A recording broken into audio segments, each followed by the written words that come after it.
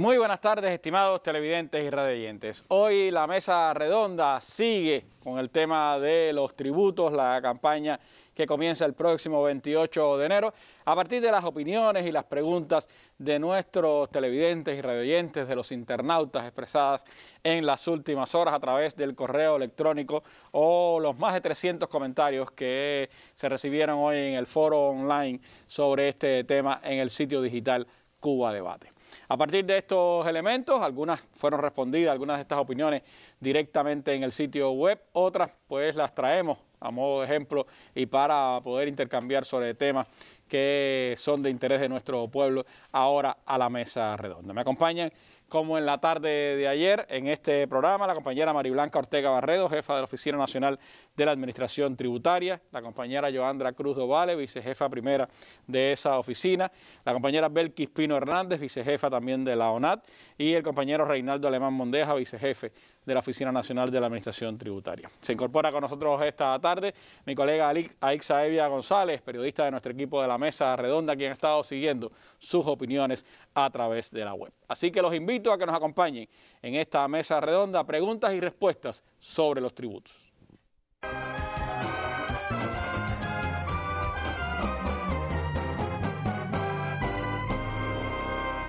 Bueno, antes de entrar en el tema de la mesa redonda de hoy, vamos, como es habitual, a nuestra sección La Noticia del Día.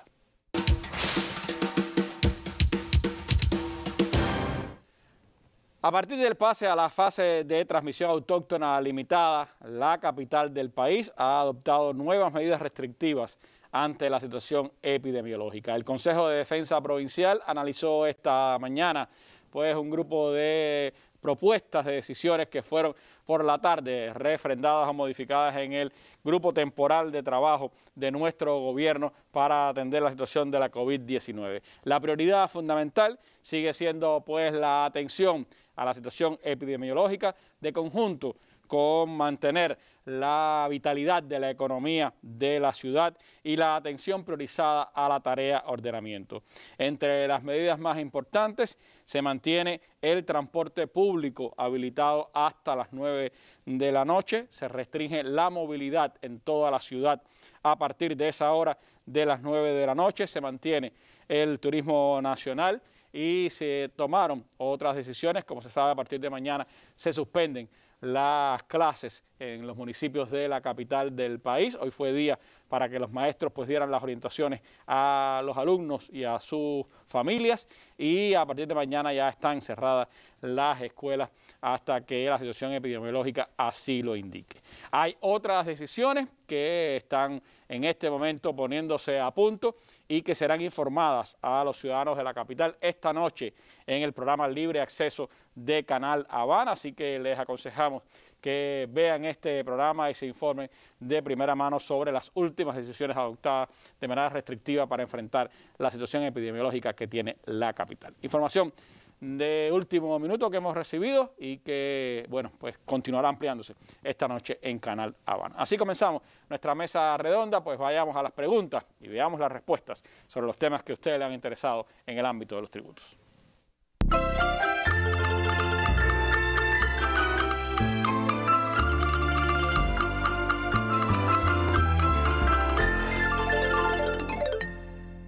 Bueno, como señalábamos, esta mañana hubo un foro de debate en el sitio web Cuba Debate con la participación de las autoridades de la ONAT y también pues numerosos internautas que dieron sus opiniones, hicieron sus preguntas, varios temas a debate, varios están respondidos allí, algunos pues los traemos hoy a la mesa redonda hasta que el tiempo nos alcance. Les propongo ir rápido hasta donde está Aixa Evia para que en su primer momento en esta mesa redonda nos comente algunas de las opiniones que hemos recibido en nuestro sitio web y a través del correo electrónico.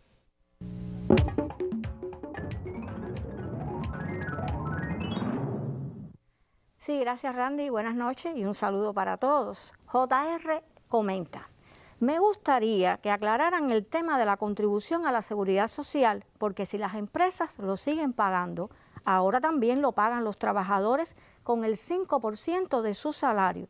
Y pregunta JR, ¿acaso no se paga doble esta contribución? Carlos Rodríguez tiene una preocupación similar. Dice, ¿por qué las empresas con la tarea de ordenamiento están descontando a sus trabajadores el 3% de sus ingresos personales a partir de los 3.260 pesos y el 5% de la contribución social? Entonces se hacen los impuestos a los trabajadores de 8%. Dice Silvio, soy trabajador de una sucursal extranjera. Vi la mesa redonda, pero no me quedó claro qué debo pagar, qué me eximen de pago, qué por ciento se me deduce, en fin. ¿Podrían explicarme todo eso? Rubén Díaz Noda dice, si los creadores pasaron 8 meses sin poder trabajar y esta es la única entrada, además tuvieron que utilizar el capital de trabajo para vivir, trabajaron solo diciembre, deben pagar como si se hubiera trabajado el año entero. Ellos pagan por declaración jurada de lo realizado y no pudieron recuperar el capital de trabajo gastado. Dice Jesús, necesitamos que se divulguen los valores oficiales de los impuestos sobre el transporte terrestre. Se especula mucho en la calle y no siempre con buenas intenciones. También sobre el impuesto del transporte terrestre, pregunta Pedro, dice que es necesario que se aclare porque han aumentado de 52 pesos a 1.300 y dice él que puede que sea un error con el aumento de un 0 a la cifra de 130. Manuel dice, quisiera se explicara para el caso de los trabajadores que reciben gratificaciones y tributan por ellas, ¿en qué momento se definirá el % de gastos deducibles para el ejercicio fiscal del 2021? Hasta hoy no aparece esa información publicada en ninguna gaceta. Y sigue diciendo Manuel, también quisiera conocer qué tipo de gastos podrán ser considerados como propios de la actividad, ya que anteriormente solo podían ser considerados como gastos el 10% general expresado en la ley 113.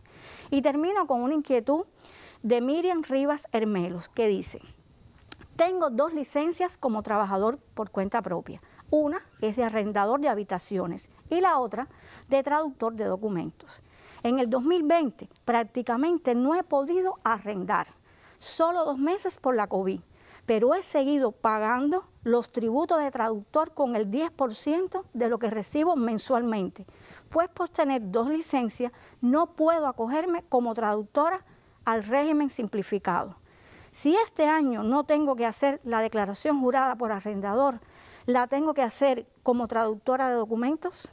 Y sigue preguntando Miriam, si sigo sin poder arrendar este año 2021 por la COVID, ¿tendré que seguir pagando el tributo del 10% como traductor de documentos o puedo acogerme al régimen simplificado? Hasta aquí este primer momento.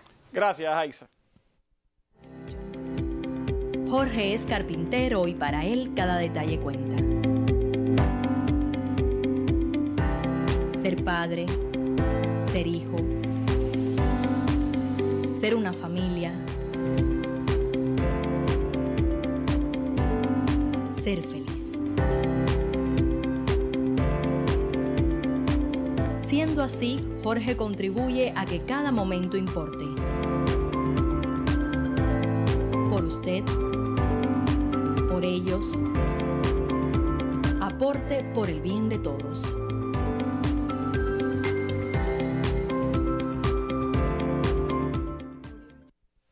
Bueno, les propongo ir a varias de estas interrogantes para escuchar cuáles son las respuestas a las opiniones y a las preguntas de ustedes. Me gustaría comenzar, Belkis, por un tema que fue de los últimos abordados ayer, el tema del impuesto al transporte terrestre, la llamada pago de la chapa, como le dice la mayoría de las personas. Hay algunas dudas, es decir, se hablaba de un impuesto terrestre que llegaba a más de 1.000 pesos. ¿Es un error eso? ¿Qué sucede? ¿Qué elementos podemos brindar sobre los precios que sigue teniendo el pago del impuesto al transporte terrestre? Buenas noches, Randy, para ti y para todos los televidentes y radioyentes que nos acompañan. En el día de ayer, cuando hablábamos del transporte terrestre, decíamos que este era un tributo que se pagaba el año que está en curso y por eso tenía un impacto en él la tarea de ordenamiento. Pero no quiere decir esto que cambió el importe a pagar de este tributo. El importe sigue siendo el mismo, solo que antes de la tarea de ordenamiento nosotros teníamos contribuyentes que debían pagar este tributo en moneda nacional, es decir, en CUP, y otros que debían pagarlo en CUC. El decreto ley 21 en su anexo 2 establece los importes que debe pagarse por cada vehículo y sencillamente lo que se hace es, en los casos que el tributo se paga en CUC, llevarlo a una conversión de 1 por 25, es decir, que no hay un error, sino que está multiplicado el importe, como era en CUC, a la conversión de la moneda nacional. En ese caso que estaba hablando la persona era que era 52 CUC y ahora es más de 1.000 pesos por esa razón. Exactamente. Nosotros, cuando revisamos eso, por ejemplo, hay dos grupos que lo dispone así el decreto ley 21. En el grupo 1 están todas las empresas estatales, las sociedades mercantiles de capital totalmente cubano, están también las cooperativas, las personas naturales residentes en el país. Sin embargo, en el grupo 2 están las sucursales, las agencias y oficinas que representan a personas jurídicas extranjeras que están radicadas en nuestro país, y están también las personas naturales no residentes en el país que en ese momento se presentan acá y que tienen que pagar este tributo. En esos casos que tenían que pagar el tributo en CUC, es cuando se hace la conversión. Así, por ejemplo, ante el ordenamiento, una persona que tenía un auto ligero que pagaba 52 pesos en moneda nacional, ahora, después del ordenamiento, continúa pagando los mismos 52 pesos en moneda nacional. Pero en el caso de la persona que pagaba esto en CUC, entonces lo que viene es la conversión y tendría que pagar ahora 1.300 CUP por ese tributo. Es decir, que no es que... No hay cambio, simplemente es en ese caso que se va a la conversión por la nueva tarifa que existe, o sea, la nueva conversión del peso cubano con respecto al CUC. Ahora, hay otra pregunta que tiene que ver con los artistas, que fue un asunto del que hablamos ayer también, pero bueno, se ponía este caso de la persona que dice que no trabajó durante todo el año, que ahora tiene que declarar y que entonces si todo el capital lo tuvo que invertir para enfrentar ese periodo en que no tuvo trabajo, ¿por qué tiene que ir a declarar ahora? A ver, nosotros ayer explicábamos que en el caso del sector artístico, y esto no es solo para el sector artístico, también para cualquier otro contribuyente que no, digamos, TCP que no estuvo suspendido por 6 meses o más, que es lo que se exoneró de la presentación de la declaración jurada. Cualquier otra persona natural que tenga que la obligación de presentar la declaración jurada, en este caso tiene que presentarla, pero no tiene ninguna afectación. Esta compañera que decía que durante todo el año no obtuvo ingresos, sencillamente tiene que presentar su declaración jurada y en los ingresos brutos a declarar, lógicamente, si no tuvo ingresos pondrá 0. Y si tuvo ingresos minorados por la situación de la COVID, bueno, pone sus ingresos, le calcula el porciento de gasto, le disminuye los 10.000 pesos que están autorizados hasta el año pasado como mínimo exento y luego corre a la escala, que seguramente a partir de lo que ella está planteando no le va a dar a pagar. Es decir, que en estos casos lo único que tendría es cumplir el deber formal de presentar la declaración jurada. Ahora, había una persona que hablaba de que tiene 2 licencias, es arrendadora en la vivienda y es además traductora. Y ahí dice que como arrendadora ya está exenta a partir de que se decidió que los que durante 6 meses tuvieron pues congelada su participación como trabajador por cuenta propia no tienen que pagar. Pero que sin embargo ella como traductora sí ha seguido trabajando, ha seguido pagando, que si en ese caso no puede pagar, no puede pasar al régimen simplificado y no quedarse en el régimen general. ¿Cuál es la respuesta a eso? Bueno, Randy, esto es de los planteamientos que más nos ha puesto a pensar un poco también a nosotros, ¿no? Porque cada contribuyente tiene sus particularidades. Pero nosotros consideramos que se trata de un contribuyente que ejerce 2 actividades y una de esas actividades se supone que está suspendida a partir de que dice que estuvo 10 meses sin ejercer, que es arrendadora. Bueno, suponemos que está suspendida por esa actividad, pero ella como contribuyente, o él, no recuerdo si era hombre o mujer. No, es una persona. Una mujer, exacto. Como persona, tributa bajo el régimen general. Y como tributa bajo el régimen general, nosotros consideramos que sí debe presentar su declaración jurada, con la distinción de que cuando ponga sus actividades en la actividad de arrendamiento de vivienda, lógicamente, si está exonerada del pago, bueno, no presentará ingresos por esa actividad y los ingresos serían por la actividad de traductor. Igual la actividad de traductor, como decía, es una actividad de régimen simplificado, que en su caso entra dentro del régimen general porque es una contribuyente que ejerce más de una actividad. Ahora ella dice que si este año ella sigue sin poder arrendar, y solo realiza la actividad de traductora, que si podría entonces pasar al régimen simplificado. Para hacerlo tendría que renunciar a la actividad. Exactamente, otra, ¿no? Porque hoy, de acuerdo a lo que está legislado, de acuerdo a lo que está legislado, para usted estar en el régimen simplificado tendría que ejercer una actividad de régimen simplificado nada más, porque incluso cuando usted ejerce más de una actividad ya está en el régimen general. Por lo tanto, ahí la única solución que tiene es o seguir en el régimen general o renunciar a la actividad de arrendador de viviendas, que es la que la lleva al régimen. De acuerdo a lo que está general establecido, es de esa manera, hasta este momento. Gracias, Belki, por estas precisiones. Joandra, hay algunas confusiones todavía, a pesar de que es un tema del que se ha venido hablando desde que se planteó la tarea de ordenamiento, el tema de la contribución a la seguridad social y el tema de los impuestos sobre los ingresos personales, que son dos novedades para una parte de la población, porque otros ya lo venían haciendo desde hace tiempo. Algunos preguntan que si no hay una doble tributación porque sus empresas o entidades estatales ya aportan a la seguridad social y ahora lo tiene que hacer el trabajador, y otros preguntan sobre esos impuestos sobre los ingresos personales, si al sumarlo entonces al 5% no es que le están cobrando una tributación del 8%, sino un impuesto del 8%. ¿Qué cosa es una contribución? ¿Qué cosa es un impuesto? Es decir, ¿qué diferencias hay entre uno y otro? Sí, buenas noches, Randy. Con relación primero a la contribución especial a la seguridad social y la pregunta que se realizaba sobre la doble imposición. Nosotros vamos a empezar explicando que el presupuesto del Estado se compone por tres presupuestos: el presupuesto central, los presupuestos locales y el presupuesto de la seguridad social.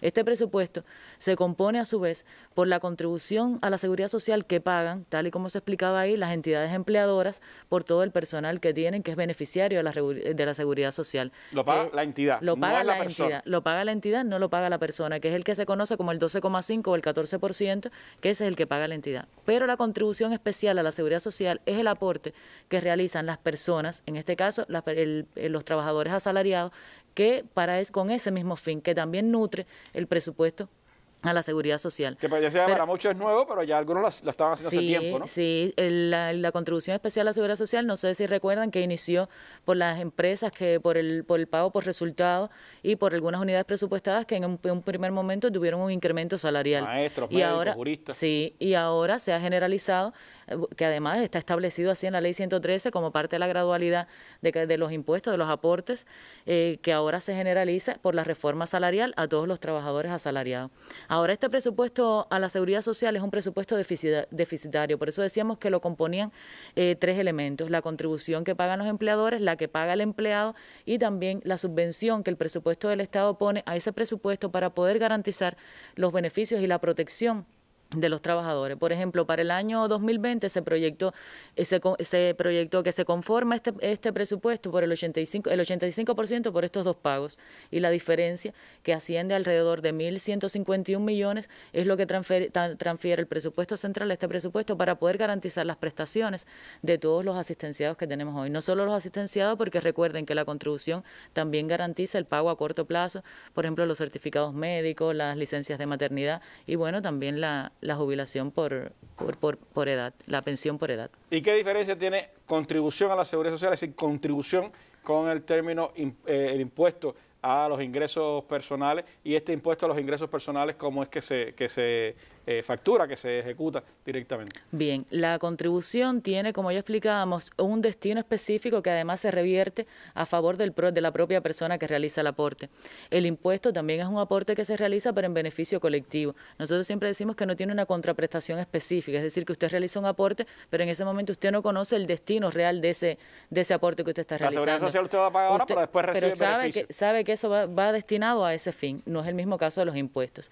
Y en este caso el impuesto sobre los ingresos personales grava, y lo vamos a explicar porque también en otras de las preguntas que ya escuchamos, vamos a tenerlo que repetir ahorita, grava el total de los ingresos personales que recibe la persona. En muchos países se le llama impuesto sobre la renta de las personas físicas, y ese es el caso del impuesto sobre ingresos personales, que ahora nosotros, Randy, queríamos explicar porque también ha suscitado muchas dudas. Eso que se explicaba de que si es el mismo aporte, que si es un 8%, tienen destinos específicos Pero nosotros decíamos, tiene diferencias con lo que se venía aplicando, porque además el impuesto sobre ingresos personales ya se venía aplicando y se aplicaba con un mínimo exento de 2.500 pesos o un mínimo exento no. A partir de los 2.500 pesos usted debía pagar el impuesto sobre ingresos personales en los porcientos similares a los que se establecen hoy, el 3 y el 5, pero con escalas diferentes. ¿Cuál es la diferencia con lo que se ha aprobado ahora a raíz del ordenamiento monetario? Y es que usted va a pagar, pero va a pagar por el exceso. Es decir, que tiene un mínimo exento diferente, que son los 3.260 pesos, pero usted va a pagar el 3% por el exceso de los 3.260. Todo no lo que incluye cobre todo el salario. de 3.260 para arriba. Y en el caso de la contribución especial a la Seguridad Social, sí se incluye el total de remuneraciones. Nosotros habíamos traído un ejemplo, donde nosotros poníamos, por ejemplo, un salario de 4.000 pesos, salario total, la remuneración total que podía obtener un trabajador de 4.000 pesos, que esos 4.000 pesos tendría que pagar un 5% de contribución especial a la Seguridad Social, que eso corresponde... Si nos ayudan a ver la gráfica sería mejor, ¿no? Ajá, ahí tenemos la contribución especial, como ven, por el total, por los 4.000, estamos hablando de un mes, porque además es un pago mensual, que repetimos igual que ayer, que este mínimo exento de 3.260 pesos, cuando usted lo multiplica por 12, se convierte en los 39.120 pesos del mínimo exento anual, pero en un mes. Usted recibió una remuneración total de 4.000 pesos. Se le aplica el 5%, que esa es su contribución especial a la Seguridad Social, que son 200 pesos. Ahora, vamos a sacar la cuenta del impuesto sobre ingresos personales. Como tiene 3.260 pesos exentos, por eso no paga. Por el exceso de los 3.260, que sería 4.000 menos 3.260, entonces eso da 740 pesos y a eso se le aplicaría, que es el exceso, el 3%, que son 22 pesos con 20 centavos. Es decir, que usted pagaría, si lo une, porque mucha gente quiere saber del salario, ¿cuánto es lo que tengo que pagar? Bueno, entre contribución e impuesto, una persona que cobra 4.000 pesos pagaría 222 pesos. ¿Cómo es la cuenta? Esa es la cuenta. Trajimos otro ejemplo, pero un ejemplo con una escala al que le pusimos la escala máxima que tenemos en la resolución, que es la escala y a esa escala le sumamos el haber realizado un doctorado, por ejemplo. Estábamos hablando de un salario de 10.335 pesos, un salario de los más altos. A ese salario la contribución especial a la Seguridad Social correspondería a 516 pesos con 75 centavos. Entonces ahí viene la diferencia, ¿por qué? Porque entonces tendría igual para el impuesto sobre ingresos personales los 3.260 pesos exentos, la diferencia entre los 3.260 y los 9.510, que es la primera escala a la que se le aplica el 3%, serían 187.50, pero como tiene un exceso por encima de los 9.510, entonces sería el salario total, 10.335 menos 9.510, eso nos da 41 pesos con 25 centavos. En total pagaría 745.50 CUP por impuestos sobre ingresos personales. Sí, por impuestos sobre ingresos. Es el total, porque serían los 516 de la contribución especial a la Seguridad Social, más lo que le da a pagar por el impuesto sobre ingresos personales sería 745 pesos. Esa es la escala. La escala, por según usted gana más, pues contribuye más a la Seguridad Social y también paga más impuestos sobre los ingresos personales. Lo importante es tener claro que son dos destinos diferentes. Por eso usted paga 5% sobre todo el salario para la Seguridad Social, porque es lo que usted va a recibir después cuando se jubile. Y el impuesto sobre los ingresos personales es la contribución colectiva al presupuesto del Estado y a todas las acciones que hay que hacer en el país para el desarrollo de la propia nación. Ahora, en este tema de los ingresos personales y el impuesto, Yoandra, hay algunas dudas, varias dudas expresadas sobre el tema de los trabajadores de sucursales extranjeras, que no quedaron quizás claros de lo que se explicó anoche, sobre cómo es que ellos van a contribuir o van a pagar los impuestos sobre los ingresos personales y el impuesto sobre las gratificaciones. En este caso, ¿qué es lo que está establecido? Sí, cómo no, Randy. Con este tema nosotros incluso hemos estado contestando hoy los comentarios en el foro debate y hemos explicado, porque ayer lo dijimos ya casi al final de la mesa y quizás por eso también no se entendió. Nosotros ratificamos que en el caso del impuesto sobre los ingresos personales se grava el total de la renta que recibe la persona. En el caso de este personal, es un personal que son trabajadores contratados de agencias empleadoras o de entidades autorizadas y por tanto cobran un salario que también fue parte de la reforma salarial. Por ese salario que pagan también van a tener el pago del impuesto sobre los ingresos personales en las mismas escalas que se estableció, el 3% y el 5%. en correspondencia del ingreso y también la contribución especial a la Seguridad Social. Ahora, adicionalmente, estos trabajadores reciben gratificaciones y esas gratificaciones pasan directo a la escala progresiva que está dispuesta en la Ley 113. La deducción que está autorizada es la deducción que corresponde a los pagos que se realizan trimestralmente, en los 3 trimestres, al cierre de cada trimestre, de los 3 trimestres que están dentro del año, porque el cuarto correspondería con el periodo de declaración jurada. Esa es la deducción que está autorizada. Cuando han existido dudas porque no lo ven reflejado claro en lo que sea en las normativas.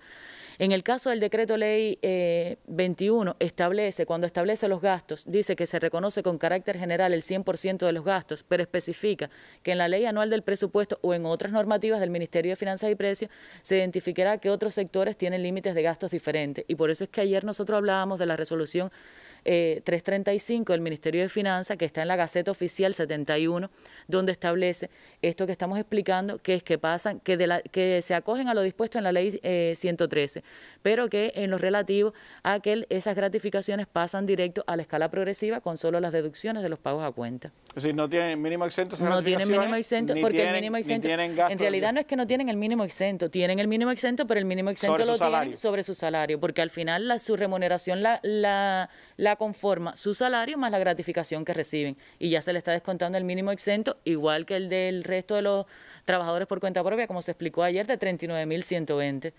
Es decir, que es una renta total, y esa renta total tiene su mínimo exento, lo que lo paga por el salario, y entonces transita a la escala, que es la escala progresiva que está dispuesta en la Ley 113. En el caso de las gratificaciones. En el caso de las gratificaciones.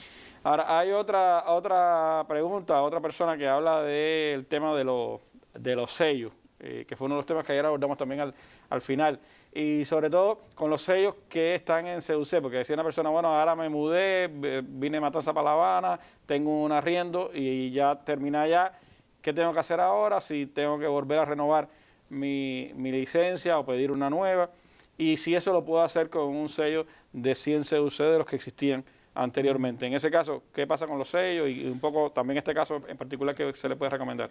Sí, Randy, en el caso de los sellos vamos a decir líneas de mensaje pequeñas, ¿no? Por ejemplo, lo primero es que los sellos que están en manos de la población, que se compraron, que se adquirieron, que son sellos en CUC, mantienen su vigencia hasta el 30 de junio, que se corresponde a los 6 meses que también ha indicado la tarea de ordenamiento, que el CUC se puede utilizar. El CUC se puede utilizar, y entonces estaría vigente hasta el 30 de junio. Lo pueden utilizar, e incluso las administraciones que tienen que ver con la tramitación están al tanto también de que esos sellos pueden utilizarse, los que están en manos de la población, porque ya esos sellos no se están comercializando. Y explicábamos ayer que entonces se están comercializando sellos de alta denominación, que son los que están ubicados en las unidades de correo. Ahí nosotros especificar también, como mismo explicaba Belkis con el transporte terrestre, el caso del impuesto sobre documentos es similar al transporte terrestre. También están los grupos 1 y 2, con la diferencia. Digo los grupos 1 y 2, es decir, que no tiene variación. El documento que hoy se tramitaba por ejemplo, una certificación de nacimiento, que teníamos también un ejemplo por ahí, la certificación de nacimiento que era 5 pesos cubanos, se mantiene en 5 pesos cubanos. Lo que pasa es que si es una persona del grupo 2, es decir, una persona que no es residente, que es cubano, pero no es residente permanente en el territorio nacional, que sería del grupo 2, que anteriormente pagaba un sello por esa certificación de 5 CUC, ahora paga 125 pesos cubanos. Esa es la diferencia que tiene el impuesto sobre documentos. Tiene otra diferencia también. La única diferencia que tiene con el transporte terrestre es que en el caso del impuesto sobre documentos había trámites que de personas que no es que están en el grupo 1 o 2. Voy a poner un ejemplo, por ejemplo, la prórroga del pasaporte corriente. La prórroga del pasaporte corriente es un trámite que está grabado en CUC para cualquiera de los dos grupos. Entonces, esa prórroga del pasaporte corriente era por año 10 CUC. Ahora se convierte en 250 pesos en moneda nacional.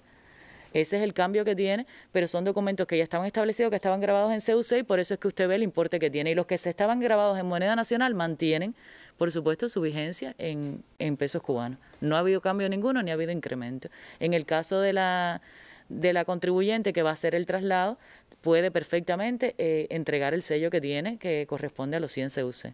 Gracias, Joandra, por estas aclaraciones. Seguimos nosotros en nuestra mesa redonda.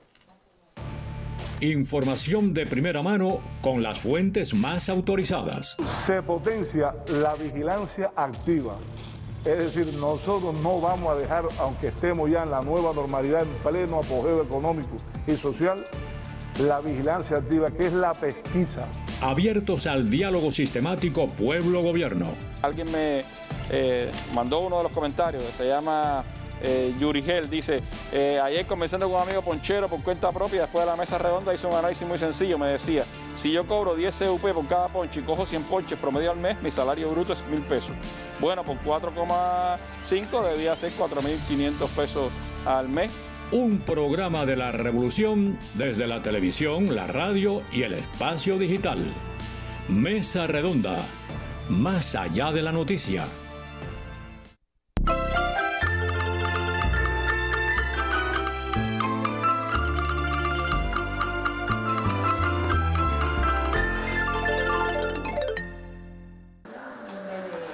La Oficina de la Administración Tributaria Sureña otorgó a sus contribuyentes beneficios fiscales desde que comenzaron en Cuba los primeros contagios con la pandemia de la COVID-19. Ya en este momento el plazo venció el 30 de diciembre, pero bueno, de todas formas los contribuyentes van a tener pendientes estos pagos. Los que saben que quedaron con pagos pendientes, pues hoy el llamado es que vayan a nuestra oficina a aclarar toda su situación fiscal. La campaña 2021 ya comenzó para presentar la declaración jurada de ingresos personales de trabajadores por cuenta propia y artistas, y para los que laboran en el sector agropecuario inicia el próximo 28 de enero. Quienes la presenten y paguen antes del 28 de febrero, pues tienen el beneficio del 5% de la bonificación del impuesto a pagar. No obstante, aquellos contribuyentes que deseen presentar desde ya su declaración jurada, pues pueden hacerlo, igual la podemos recepcionar desde este minuto. Para el impuesto de ingresos personales, la UNAC Sureña propone realizarlo sobre todo de forma digital, lo cual favorece a la oficina y a los interesados en tiempos de estricto cumplimiento de las medidas preventivas. Llegar a nuestra oficina, adquirir ahí la dirección del portal tributario y a través de este portal tributario los que tienen acceso a internet pueden desde allí bajar incluso estos modelos y bajar también en este caso, el vector fiscal. Desde los primeros días del mes en curso, no pocos han manifestado dudas acerca de las modificaciones de la campaña informadas en Mesa Redonda. En el caso de los trabajadores por cuenta propia que están obligados, o sea, que corresponden al régimen general y están obligados a presentar declaración jurada, el mínimo exento se mantiene, o sea, es un mínimo exento de 10.000 pesos. Como yo decía, no tiene ningún tipo de cambio esta campaña. O sea, se liquida el año 2020 como se hizo en el 2019, en el 2018, así sucesivamente. El llamado de la UNAC santacruceña a los contribuyentes es a pagar en tiempo para cumplir con lo establecido por el sistema tributario y aportar a la construcción de un país que defiende su proyecto de justicia social. María Elena Javier para el Sistema Informativo. Bueno, y el tema de los tributos, por supuesto, como se decía ahí, el 28 de enero comienza la campaña, pero desde ya se puede pagar y si paga adelantado, pues tiene ese 5% de beneficio que da a la Oficina Nacional de la Administración Tributaria. Pero hay otros temas, muchos de estos tienen que ver también con la vía digital de la que se hablaba en este reportaje. Así que vamos hasta donde está Ixa Evia, precisamente buscando sus opiniones en el espacio digital para traerlos aquí hasta nuestra mesa redonda.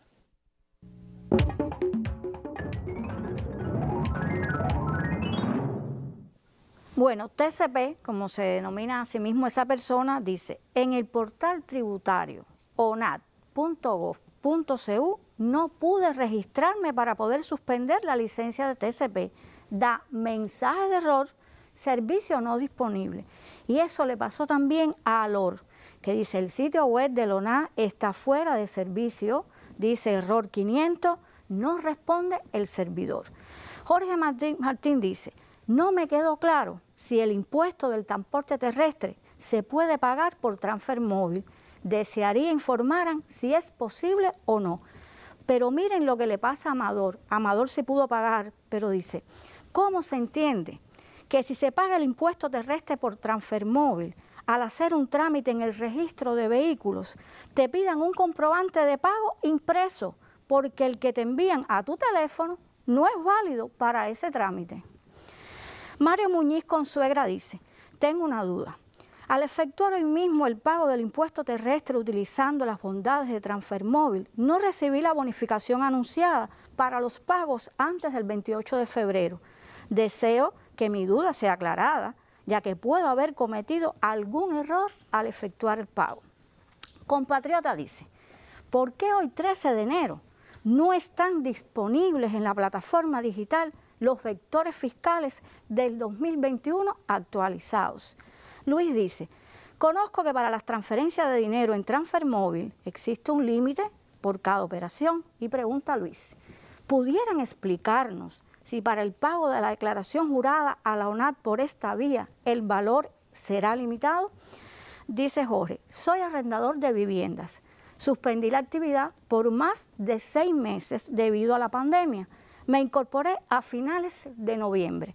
Y pregunta Jorge, ¿qué impuesto debo pagar ese primer mes? ¿El valor fijo mensual de la habitación que rento? ¿Solo el 10% del ingreso de ese mes? ¿O nada? Dice Jorge. Y termino con Dunieski, que dice, para la exoneración de la presentación de la declaración jurada del 2020 por 6 meses de suspensión de la actividad, el mes de solicitud de la suspensión se cuenta. ¿Cómo queda la actividad de arrendador de viviendas en CUC? Y ahora le toca a los panelistas. Gracias, Isa, por estas opiniones.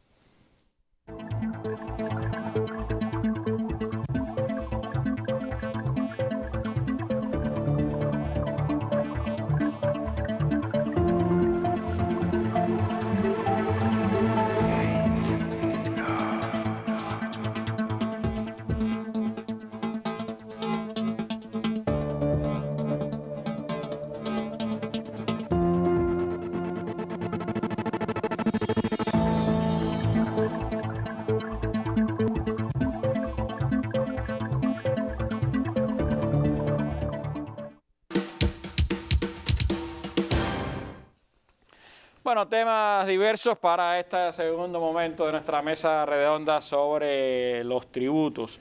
Hay varias preguntas que tienen que ver con el ámbito digital. Parece, Alemán, que la propaganda ayer al sitio web les tumbó el sitio web. ¿Qué pasó? ¿Qué pasó con el sitio web el portal del ciudadano, ¿no? en el caso de los tributos? Sí, buenas noches, Randy, para ti y para todos aquellos que de una forma u otra siguen este importante espacio informativo, ¿no? Realmente, en primer lugar, bueno, todo servicio que uno implementa y cuando uno tiene la esperanza de que funcione y no se siente un poco frustrado, ¿no? Nosotros, en primer lugar, queremos pedir disculpas a todo aquel que le ocurra eso, no solamente por ayer, hoy o a partir de en cualquier momento, ¿no? Siempre nosotros lo que tratamos es que eso no ocurra. Es importante, y no en aras de justificarnos, por supuesto, nosotros desde el mes de noviembre nos estábamos preparando para lanzar este portal. De hecho, lo aplazamos varias veces su lanzamiento, haciendo pruebas de estrés, haciendo pruebas con los contribuyentes también para perfilar y perfeccionar determinadas opciones. Y fuimos aplazándolo y bueno, considerábamos que con estas pruebas que se habían hecho, que fueron bien interesantes y bien engorrosas, también con los compañeros de la empresa de Soft, y nosotros mismos, nuestras oficinas, incluso todas las oficinas nuestras accediendo también a este portal, que está hospedado en un ambiente bien seguro en el centro de datos de Texas. Bueno, lanzamos el 22, ese día de lanzamiento hubo muchos accesos, no tuvimos ningún tipo de problema. Durante las últimas 3 semanas, es bueno incluso aclarar que hemos tenido más de 30.000 visitas, con más de 4.000 usuarios ya registrados en el portal. Y bueno, tuvimos la mala suerte o que ayer nosotros se nos cayó ese portal. Con esa señal de que había mucha gente viendo la mesa redonda y enseguida salieron a conectarse, ¿sabes? Nosotros estamos contentos por ese lado, o sea, de lo negativo siempre se sacan buenas experiencias. Nosotros sí queríamos resaltar, y porque así estuvimos analizando llamadas que nos hicieron y comentarios por el canal de Telegram o incluso por el foro de debate. Queríamos agradecer a todos aquellos contribuyentes que nos dieron ánimo, que nos dieron su voto de confianza, porque estaban contentos con las opciones que habíamos presentado. Y eso me parece que es importante, ¿no? Cuando nosotros hablamos de pensar como país en un determinado momento de la vida, es eso, ¿no? Tratar de todo el mundo ser constructivo. Y nosotros estamos abiertos a ese tipo de colaboración. Y, por supuesto, hemos trazado otras medidas y a medida que va pasando el tiempo, seguiremos perfeccionándolo. Lo importante es tener bien el oído pegado a la tierra, escuchar bien cualquier cosa que se nos plantee y reaccionar ante esto, ¿no? Ahora, sobre el propio portal hay varias preguntas que me gustaría sintetizar. Una persona que dice que por qué antes se podía entrar y pedir varios vectores fiscales para esa persona y para varios compañeros, y ahora no. Otra persona que dice que si, porque él no puede suspender su licencia como TCP desde el portal, y otra persona que pregunta por qué no están disponibles aún los vectores fiscales del 2021, es decir, de la campaña que empieza ya a partir de, después que termine esta, ¿no? Ayer explicábamos nosotros que la filosofía nueva del portal es una filosofía de dividir un poco el ciudadano del contribuyente, en aras precisamente de sugerencias y peticiones que nos hicieron en el antiguo sitio web para lograr privacidad y más seguridad de la información. La única opción que tiene alguien de sacar un vector de otra persona es que esa persona le dé sus datos. O sea, si esa persona está de acuerdo en darle los datos al de al lado para que se haga sus trámites, eso también lo puede hacer. Lo que está claro es que corre ese riesgo, ¿no? Por lo menos depende de él mismo. Y entonces, si alguien da el carnet, o sea, todos los datos que piden, el RC05, el carnet de identidad, etcétera, de esa persona, se registra, puede hacer la misma función. Aquí hay dos figuras importantes que también nos han pedido esa opción, ¿no? Por ejemplo, los tenedores de libros. Que tratan con varios personas, ¿no? Varios TCP. Exactamente. Nosotros estamos sugiriendo, bueno, que ellos declaren en nuestras oficinas sus clientes.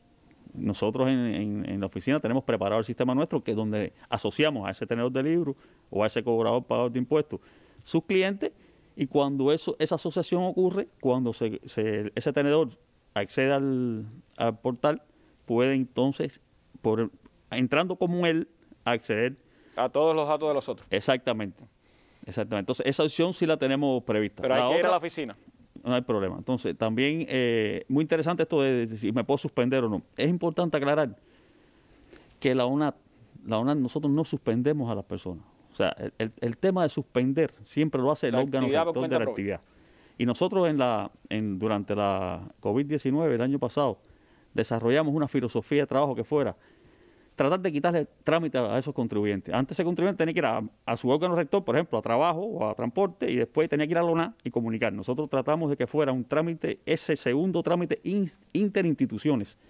O sea, vas a trabajo o vas al órgano rector que sea, a transporte, un ejemplo, y después ellos mismos, esos órganos nos comunicaban a nosotros la información y ya nosotros suspendíamos a ese contribuyente. En vez de los trámites hacían uno solo. Exacto, pero entonces, ¿cómo el contribuyente se enteraba? Bueno, entonces desarrollamos esta opción de a ver si realmente esa suspensión se hizo realidad. Esa suspensión ocurre en el municipio, esa información viaja generalmente por las noches a nuestra base de datos central, y fue una petición de los contribuyentes que esa información estuviera. Por eso adelantamos ese servicio, y que en el lanzamiento del día 22 incorporamos la opción de consultar si de verdad yo estoy suspendido o no. Tú lo que chequeas si está suspendido, pero no puedes suspenderte desde ahí porque no es la ONA la que suspende, sino el órgano rector de esa actividad. Exactamente. Y lo mismo pasa con las modificaciones de cuotas. Se tomaron decisiones de modificar cuotas, por ejemplo, bueno, déjame ver si me modificaron la cuota o no. Entonces creamos también la opción de modificar cuotas para que fuera visible. Y así esas decisiones se fueron tomando, tratar de ser lo más visible posible a los contribuyentes. Ahora, repito, para acceder a esos servicios no es navegar como ciudadano, es registrarte como contribuyente para tener acceso a esos servicios, porque a nadie le interesa si una persona que no soy yo ya se modificó la cuota o claro, está suspendido. Es una información privada. Es privada. Ahora, el vector fiscal de 2021, ¿cuándo va a estar disponible? Bueno, nosotros vamos a explicar un poco la filosofía, por qué lo hemos hecho. Si nosotros, la campaña se aplazó para el 28 de enero. ¿Qué estamos haciendo nosotros? Pusimos un contador en el portal, estamos anunciando que esos vectores van a estar listos a partir del 15 de enero. Estamos tratando de acelerar el proceso, fíjense, antes que empiece la campaña, para tener suficiente tiempo de cualquier precisión que haya que hacer, realizarla. Nosotros hoy, en este momento, faltan solo 3 municipios por estar la información toda disponible de los vectores fiscales. Esos 3 municipios son Alquiza, Candelaria y Jaruco. El resto de los 165 municipios ya están listos en el portal. Aclarar que el portal es una vía de obtener el vector fiscal. Ese vector fiscal ya está en los municipios. O sea, está en los municipios. Si uno fuera al municipio, está ahí mismo. Si uno va con una memoria, lo está. Si lo pide por correo electrónico, también se lo dan. Pero la facilidad de hacerlo desde cualquier lugar de Cuba en el portal está disponible a partir del 15 de enero. Y explicamos por qué. No haces nada teniendo el vector fiscal si después no puedo pagar. Y es importante que se entienda esto. Esa información de los vectores fiscales se entrega a las plataformas que están creadas para después hacer el pago. Entonces, ahí hay un día de diferencia al menos para que entonces esas plataformas que los tienen los bancos, que son los que manejan las cuentas, nosotros entregamos información a los bancos, la cargan, mañana día 14 se entrega para que el 15 se pueda empezar a pagar por las plataformas electrónicas. Por eso todo tiene que ser como un reloj. Y ayer explicábamos y hacíamos mucho hincapié que es un trabajo conjunto de varias instituciones para que al final se vea un producto en beneficio de ese contribuyente. Bueno, el otro tema es el transfer móvil. Vamos a hacer un ping-pong ahí rápido sobre el tema del transfer móvil. Alguien que dice, ¿se puede pagar el impuesto del transporte terrestre por transfer móvil o no? Sí, el transfer móvil está, o sea, igual, tiene las dos opciones, tienes el pago por carnet de identidad. Si no estás inscrito en la administración tributaria, nosotros tratamos de inducir a que se inscriban en la administración tributaria. ¿Por qué? Porque cuando te inscriben en la administración tributaria entras por el camino del vector fiscal, mucho más sencillo y tienes acceso a todos estos servicios. Si no estás inscrito en la administración tributaria, que es para nosotros un interés especial para eso, que brindarle mejor servicio, puedes pagarlo entonces por la opción de pago por carnet de identidad. Entonces hay el carnet de identidad, el tributo, el periodo que estás pagando, y si vas a aplicarte la bonificación tienes que escribir entonces lo que explicaba, por ejemplo, la vicejefa que si es 52 pesos un auto, por ejemplo, y se hace el pago ante el 28 de febrero, tiene que autoaplicarse el 20% que le toca, y ese 20% da 41.60, y escribir entonces 41.60. Si estuviera inscrito en esa es una duda. Hay uno que decía, bueno, yo estaba esperando que cuando pagara me descontaran el 20% más el 3% por hacerlo por la vía electrónica, y nada más me descontaron el 3%, no el 20%. Muy interesante, porque si estás inscrito como contribuyente, va por el camino de la automatización total, y las aplicaciones te rebajan ese 20%, porque está el 41.60 allá adentro puesto, porque estás inscrito, se sabe que estás inscrito, se sabe que te toca la bonificación, y está puesto también en un lado que te toca el 3. Y te aplica entonces el pago del 41.60, no tienes que teclear nada, y te aplica el 3 automático. Si lo haces por pago de carnet de identidad, las bases de datos no son adivinas. Tiene uno mismo que escribe el 41.60 y cuando hace el pago se aplica el 3% automático. Son las dos vías que hay. Bueno, eso es importante tenerlo en cuenta para esta persona. Bueno, ya esta vez creo que erró, pero lo tiene en cuenta para el año que viene. Ahora, en el propio tema del pago del transporte terrestre, sí. Hay una incongruencia ahí, porque dice la persona, bueno, yo pagué por transfer móvil, ahora voy al registro de vehículos y en el registro de vehículos me están pidiendo un papel por el pago. Bueno, si es un pago electrónico, ¿cómo va a tener papel? Es algo que nos está saliendo en el registro de vehículos y también, por ejemplo, en el registro de la propiedad. Y tenemos que adecuar nuestras relaciones interinstitucionales. El ciudadano no tiene culpa de eso. Nosotros estamos haciendo las coordinaciones, por supuesto que eso es válido, está reconocido ese pago, hay trazabilidad de todo, hay trazabilidad en la ONA, hay trazabilidad en el banco, él tiene la propia trazabilidad porque recibe el reporte incluso cuando hace el pago, solamente es ponernos de acuerdo con esas instituciones, se están haciendo las coordinaciones nosotros para que se acepte perfectamente ese pago. Ahora, si vamos caminando hacia la informatización y al ahorro de papel, tenemos que reconocer los documentos digitales como válidos. Bueno, poner oídos todas las instituciones creo que es importante. Estamos en un tiempo en que la digitalización ya está admitida hasta judicialmente la firma electrónica. Entonces, hay que viabilizar los servicios a la población y no poner obstáculos a los servicios a la población ni a la informatización de los procesos en el país. Eso es muy importante tenerlo en cuenta. Una última pregunta sobre el transfer móvil. La persona que decía, bueno, transfer móvil pone cuotas o cantidades limitadas para hacer pago, y entonces en el caso de los impuestos que puedan exceder esos límites que pone transfer móvil, ¿qué pasa? Transfer móvil es una aplicación o sea, muy asequible, ¿no? Tenía determinados límites para cantidad de operaciones en un mismo día, eso se iba aumentando, eran 10, después se subió a 20, pero los límites de las transacciones es un tema bancario, o sea, los límites están definidos en la operatoria de las cuentas bancarias, qué límites están definidos, si se cambiaron esos límites. No tiene que ver con transfer móvil. No, eso realmente. Y también nos salió también una pregunta interesante, si yo podía por transfer móvil manejar varias cuentas. Hay una opción muy importante en transfer móvil desde la versión que salió a principios de agosto, que tenía fecha 29 de julio, donde uno ve, hay una opción en el menú que dice mis cuentas. Esas mis cuentas, uno puede declarar ahí todas sus tarjetas, todas sus cuentas, y después, a medida que va haciendo las operaciones, escoger con qué cuenta la va a hacer. Eso también nos salió.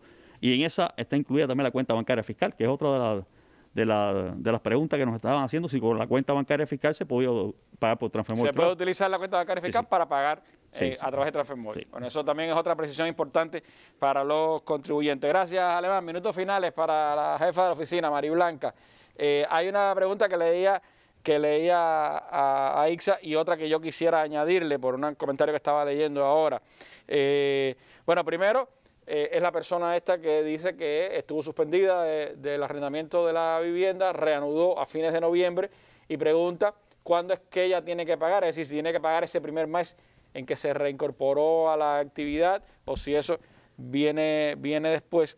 Y sumo a eso, pues un comentario de una persona que decía, bueno, dígame usted, ahora van a elevar los impuestos y con lo caro que está, con lo alto que están los precios ya por las nubes, ¿qué nos vamos a hacer? Bueno, sobre ese tema que también quisiera que nos comentara. Bueno, Randy, buenas noches, ya casi terminando, ¿no? Pero bueno, el saludo es válido también. Primero, Alemán dijo algo ahorita que me gusta precisar. La ONAT no suspende. Pero ¿quién suspende? Porque los contribuyentes y los que nos escuchan tienen que saber quién suspende entonces las actividades. Bueno, pues bien, los consejos de administración municipales. Los consejos de administración provincial, cuando las causas lo justifiquen, como se ha hecho. Como en la pandemia. Como en la pandemia, bueno, que se dijo, bueno, pues los bares están suspendidos los gimnasios, pues los trabajadores por cuenta propia que ejercen esa actividad económica, pues se suspenden de oficio. ¿Y qué es lo que hace la ONAT? Exonerarlo del pago de sus impuestos. No lo suspende, lo exonera del pago. Suspende el que está facultado para suspender. Y entonces la ONAT, de oficio, porque no hay que ir a la ONAT, porque entonces tramitaba, o si se hizo también la transporte, que también definió y suspendió para todo, pues entonces la ONAT a todos esos trabajadores por cuenta propia, de oficio, sin ir a la ONAT, les suspendió el pago. Que yo creo que es importante, los exoneró del pago. Es importante tener claro quién suspende la actividad y lo que hace la ONAT, que es exonerarlo. Cuando se restablecen esas condiciones y hay que volver a comenzar, ya no está suspendido, comienzas a ejercer tu actividad, en ese mes que comienzas a ejercer la actividad no se paga. Por tanto, trabajas al mes siguiente, generas las obligaciones y pagas al tercer mes. Yo creo que eso es importante en la resolución 200. Esta persona que empezó en noviembre, finales de noviembre, no pagó en diciembre. No paga noviembre, para que le quede claro. No paga Trabajó diciembre y generó la obligación. Ahora en enero es que tiene que pagar. Y ahora en enero es que tiene que pagar. Ya. Entonces yo creo que eso es válido no solamente para ella, agradecerle la oportunidad de explicar eso que hemos explicado de manera general. También se nos dio el caso que hubo muchas personas, muchos trabajadores por cuenta propia que solicitaron personalmente que se suspendiera su actividad. Porque, bueno, no estaban en condiciones o no tenían las condiciones para poderla ejercer. O por razones de y en su caso, trabajo habilitó, incluso. Claro, no por la COVID. Sí, digo que personas, por ejemplo, de mayor edad, que por razones de COVID prefirieron retirarse de la actividad, ¿no? Los que ejercían servicio de belleza, que es una actividad que tenía mucha interacción, claramente, un servicio muy personal, pues entonces esas personas llamaban a trabajo habilitó también vías de comunicación con trabajo, no había que ir a las direcciones municipales de trabajo recogía esas solicitudes y entonces entre las direcciones municipales de trabajo y las oficinas municipales de la ONAT se conciliaba periódicamente. Y nosotros mantuvimos actualizado entonces todos los que estaban suspendidos que exoneramos del pago. De ahí que hoy tengamos la posibilidad de que los contribuyentes consulten qué tiempo estuvieron suspendidos a través del servicio que tenemos habilitado en el portal. Bueno, por último, ¿están los tributos, los impuestos gravitando sobre los precios que se han elevado? Bueno, Randy, primero, se disminuyeron las cuotas tributarias en el año 2020. Se hizo de manera general para todos los trabajadores por cuenta propia que tenían incrementadas sus cuotas, se le disminuyó en un 20%. Lo explicamos ayer, lo estamos precisando hoy, excepto para los arrendadores de vivienda, habitaciones y espacios que tienen aprobado brindar servicio a los residentes y no residentes en el país, que se le disminuyó en un 40%, tuviesen o no sus cuotas incrementadas. Esas condiciones por las cuales se adoptó disminuir las cuotas en esas cuantías no han cambiado. Hoy no han cambiado, hoy se mantiene. Por tanto, no hay variación de cuotas. Con la que usted terminó en 2020, va a continuar en el 2021, porque las causas por las cuales se hizo la modificación de cuotas no han cambiado. Pero me parece importante señalar algo más. Es voluntad también del gobierno no incrementar esas cuotas, para no transferir al precio minorista o mayorista, en los casos que correspondan, tributos incrementados que tengan entonces influir en un incremento de precio. Entonces, por tanto, esa relación de tributos incrementados que impactan en los precios, en el aumento de precios, eso no es así. Me parece importante poderlo esclarecer de esa manera para que lo tengamos con claridad. No hay hasta hoy incremento de las cuotas tributarias mensuales y por ende eso no se transfiere hoy ningún incremento de esas cuotas incrementadas a los precios que sí tienen que conformar los trabajadores por cuenta propia, que bueno, las materias primas que adquieren para poder hacer el ejercicio de tu actividad, pues sí tienen un incremento en los costos, por tanto, pero no son los tributos lo que van a ser la causa que incrementen los precios. Pero incluso esos costos ahora son más reconocidos en los impuestos a partir de ahora, ¿no? A partir de que entonces se establece que para el ejercicio fiscal 2020, que se declara en el 2021, se reconocerán el 100% de los gastos, aunque hay que justificar un 80%. Y consideramos que, bueno, eso también va a ser mucho más ventajoso para la situación económica que puedan tener nuestros trabajadores por cuenta propia. A pesar de que sabemos que no todos los gastos siempre son justificados, porque no están todas las facturas, no están del todas... 21 para el 22, en la campaña del 22. O sea, la campaña que empieza el ejercicio fiscal del 21, que entonces se declara en el 22. Es para que esté el 100% reconocido.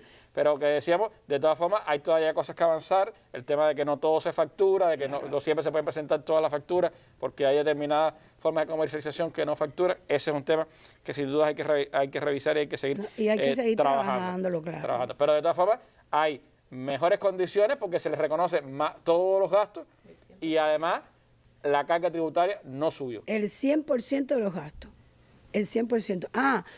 También los consejos de administración se mantienen, que tienen facultad de modificar esas cuotas tributarias en el momento que lo consideren. Por tanto, si vamos recuperando en el momento que sea, que se vaya recuperando la economía y algunas actividades se pueden recuperar y entonces cambian las condiciones, pues entonces los gobiernos también tienen esa facultad municipales de poder hacer adecuaciones en las cuotas. Pero hoy no lo vamos a hacer. Por lo tanto, no es la carga tributaria ninguna causa para el aumento de precios en ninguna de las actividades, ni estatales ni particulares, y por lo tanto creo que es también bueno pues haberlo ratificado en el final de esta mesa redonda. Yo les agradezco mucho estas 2 sesiones de trabajo acá con nuestro pueblo a través de la mesa redonda para acercarnos a un asunto que siempre es de interés popular y que a partir del 28 de enero estará en plena vigencia con la campaña de pagos de tributo de lo que usted generó durante el 2020. De todas formas, como se ha dicho, ya puede estar pagando si tiene la posibilidad de hacerlo y será también pues objeto de ese 5% de bonificación por hacer el pronto pago, pero el inicio oficial de la campaña es el próximo 28 de enero. Gracias a ustedes por habernos acompañado, a todos los trabajadores del sistema de la Oficina Nacional de la Administración Tributaria, y nosotros nos vemos mañana en una nueva mesa redonda en la que estaremos hablando de la tarea de ordenamiento, los precios de los comedores obreros, precios en general, violaciones de precios, quiénes conciben los precios y de todo eso, pues estaremos hablando aquí mañana en la mesa redonda. Buenas noches.